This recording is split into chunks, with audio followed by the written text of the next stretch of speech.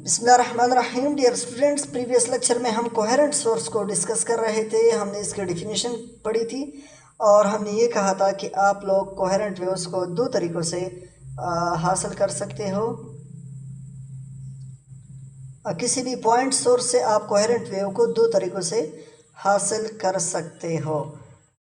दो तरीके थे और ये तरीके जो हैं ये हम पहला है डिवीज़न ऑफ वेवलेंथ और दूसरा है division of amplitude by partial reflection and transmission at a boundary.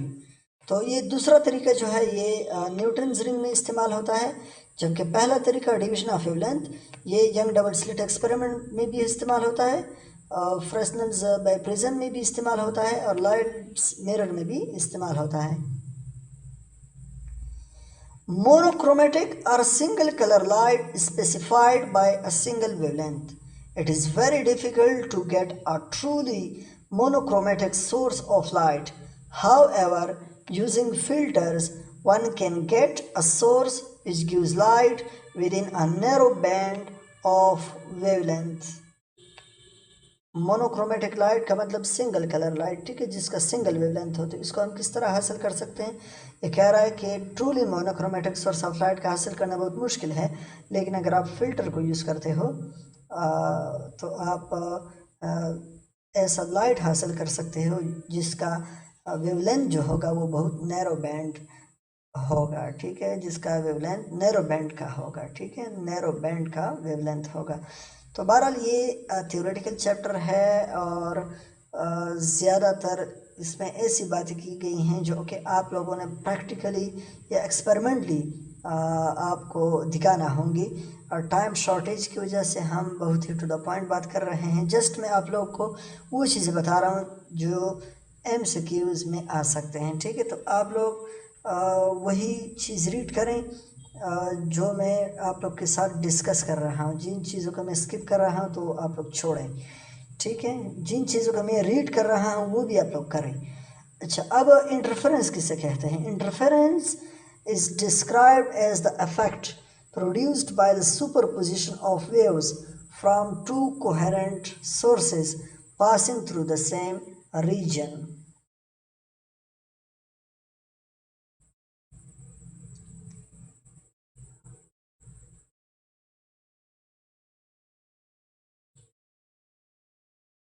ये जो इंटरफेरेंस ऑफ लाइट है इसको थॉमस यंग ने सक्सेसफुली परफॉर्म किया। इससे पहले कोई भी साइंटिस्ट इसको सक्सेसफुली परफॉर्म नहीं कर सका एक्सपेरिमेंटली, ठीक है, क्योंकि because the sources of light used were not coherent. क्योंकि इससे पहले जितने साइंटिस्ट ने ट्राई की थी उन्होंने कोहेरेंट लाइट का इस्तेमाल नहीं किया था। तो थॉमस यंग ने कोहेरेंट लाइट का इस्तेमाल किया और आप लोग इसके डेफिनेशन में भी देख लें। इसमें two coherent sources passing through the same region की बात की गई है और प्योर वेव्स एक दूसरे के साथ सुपरपोज हो जाते हैं, एक दूसरे के ऊपर आ जाते हैं, ठीक है। तो ये सारी बात है। अच्छा, अब हम कंडीशंस पढ़ते हैं कि इंटरफेरेंस ऑफ लाइट के लिए कौन सी शराइत हैं। Number 1, the light waves must come from two coherent sources. Number 2, the amplitude of the waves must be equal or nearly equal. The light waves should be perfectly monochromatic. The path difference of the wave from the two sources must be small. The principle of linear superposition should be applicable. ठीक है, तो ये इनके conditions हैं। ये अगर fulfil हैं तो फिर इंटरफेरेंस ऑफ लाइट होगा, अदरवाइज नहीं होगा, ठीक है।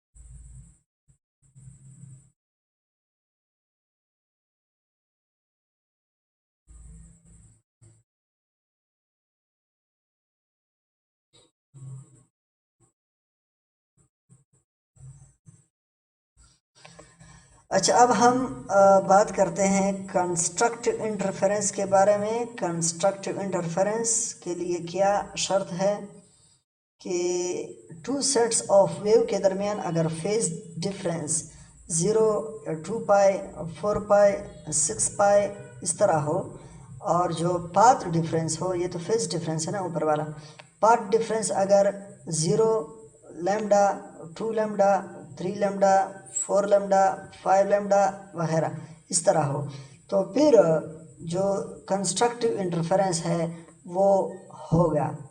ठीक है, तो ये हमारे पास फार्मूला है D is equal to M lambda. इसमें m की वैल्यू क्या है ये आप लोग नोट कर लें। m is equal to 0, 1, 2, 3, 4, 5, 6 and so on. Note करते जाएं, चीज़ों को नोट करते जाएं। अब डिस्ट्रक्टिव इंटरफेरेंस है। डिस्ट्रक्टिव इंटरफेरेंस में क्या है कि जो वेव्स हैं वो अपोजिट डायरेक्शन में अपोजिट फेज में मिलेंगे। एक ऊपर है तो दूसरा नीचे होगा। ठीक है, तो इस केस में डार्क फ्रेंजेस होंगे, जबकि कंस्ट्रक्टिव में ब्राइट फ्रेंजेस होते हैं। ब्राइट फ्रेंजेस, इसमें डार्क फ्रेंजेस होते हैं। अच्छा, फेज डिफरेंस की बात करें, वहाँ पर कुछ और था। यहाँ पर आप लोग देख लें ऑड है, वहाँ पर इवन था, यहाँ पर ऑड है। ठीक है, 1 पाई, 3 पाई, 5 पाई, 7 पाई एंड सो ऑन। इस तरह फेज डिफरेंस क्या होगा, वहाँ पर होल में था, यहाँ पर डिवाइड बाई 2 है। 1 lambda by 2, 3 lambda by 2, 5 lambda by 2, 7 lambda by 2, 9 lambda by 2 and so on. तो ये अगर कंडीशंस पूरे हैं तो फिर डिस्ट्रक्टिव इंटरफेरेंस होगा।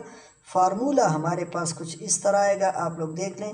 m लैम्डा था वहाँ पे, यहाँ पर उसके साथ हाफ को प्लस किया गया है, m प्लस हाफ, और बाहर लैम्डा है। m की वैल्यू क्या है जो वहाँ पे थी, 0, 1, 2, 3, 4, 5। ठीक है, तो इसमें अगर आप m 0 पुट कर लो तो आपके पास ये आ जाएगा लैम्डा बाई 2। अगर आप m 1 पुट कर लोगे तो आपके पास ये आ जाएगा 3 लैम्डा बाई 2। अगर आप m 2 पुट कर लोगे तो आपके पास 5 लैम्डा बाई 2 आ जाएगा। तो यहाँ पर जो डिस्ट्रक्टिव के केस में d जो है path difference, d shows path difference, याद रहे d shows what, d shows path difference. तो ये आपके पास इस चीज़ के बराबर होगा। ठीक है, lambda by 2, 3 lambda by 2, 5 lambda by 2, इस तरह।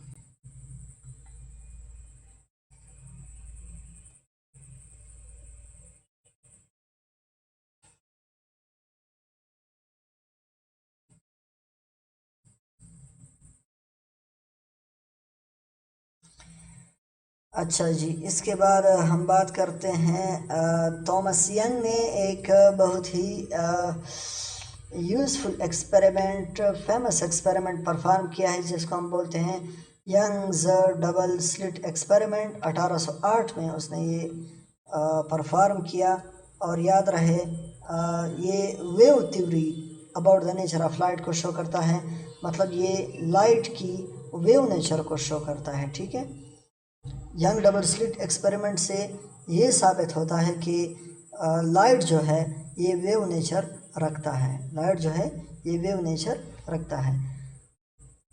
ये एक्सपेरिमेंट जो है ये किस प्रिंसिपल पे काम करता है, तो ये प्रिंसिपल भी आप लोग को पता होना चाहिए।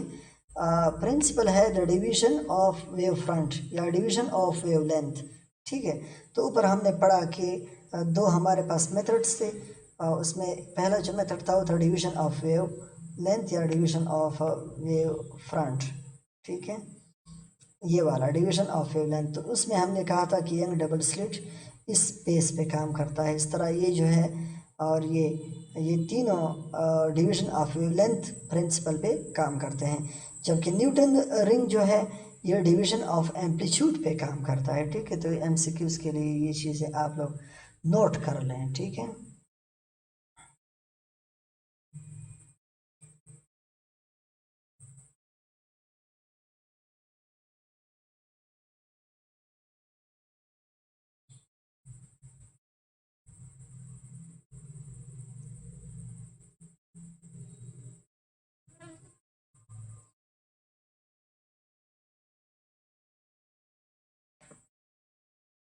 the interference of light waves in young double slit experiment can be explained using Huygens principle. Using Huygens principle, ये important point है।